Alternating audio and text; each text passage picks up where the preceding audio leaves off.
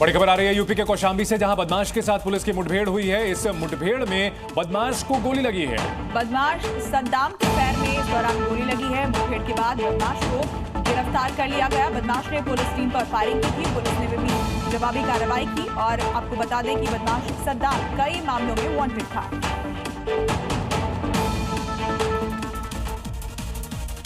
इंदौर में भारी बारिश के बाद जलभराव ने लोगों की मुश्किलें बढ़ा दी हैं। शहर के कृष्णपुरा इलाके में एक युवक जलभराव में फंस गया। इंदौर में हो रही मूसलाधार बारिश से शहर के कई इलाके दरिया में तब्दील हो चुके हैं। कृष्णपुरा पुल के पास भारी बारिश से पानी भरा तो एक युवक मंदिर के अंदर ही फंस गया। गले तक पानी में फंसे युवक को निकलने का कोई रास्ता नहीं सूझ रहा था। खबर मिलते ही नगर निगम की रेस्क्यू टीम पहुंची और रस्सियों की मदद से युवक को वहां से निकाला गया।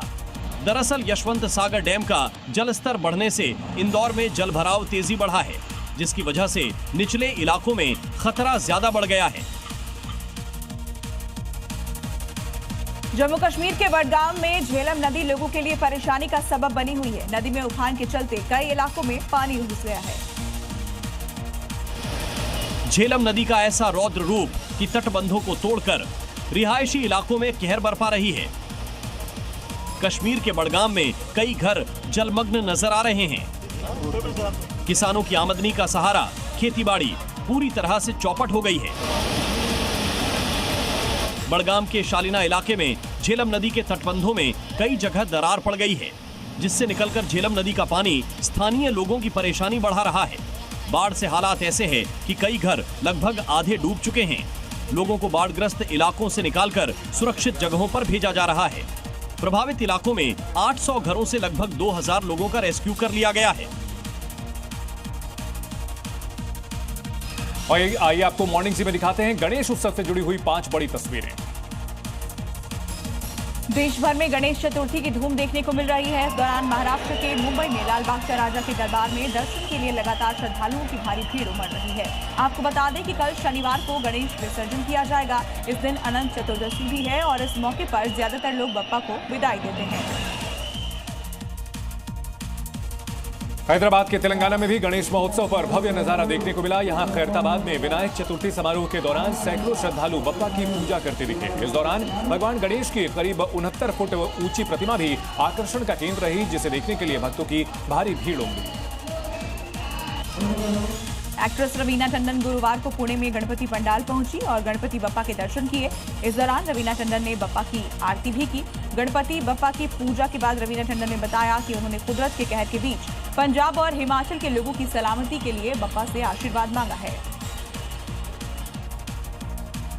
गणेश उत्सव के दौरान महाराष्ट्र के मुख्यमंत्री देवेंद्र फडणवीस ने गुरुवार को बप्पा के दर्शन कर उनका आशीर्वाद लिया। विनायक चतुर्थी के दौरान नागपुर के हनुमान मंदिर गणेश उत्सव पंडाल में सीएम फडणवीस शामिल हुए और गणपति बप्पा की पूजा की।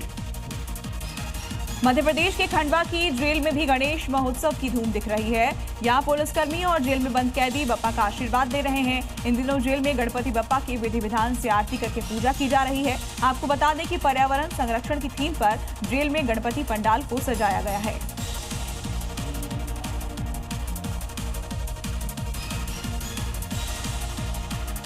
आपदा को अवसर में कैसे बदला जाता है, इसकी एक हैरान करने वाली तस्वीर उत्तर प्रदेश के गोंडा से सामने आई है, जहां एक डीजल टैंकर के पलटने के बाद ग्रामीणों में उसे लूटने में होड़ लग गई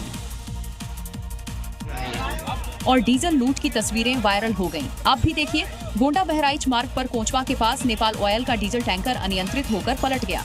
टैंकर में 12,000 लीटर डीजल भरा था, जो गोंडा डीजल डिपो से नेपाल जा रहा था।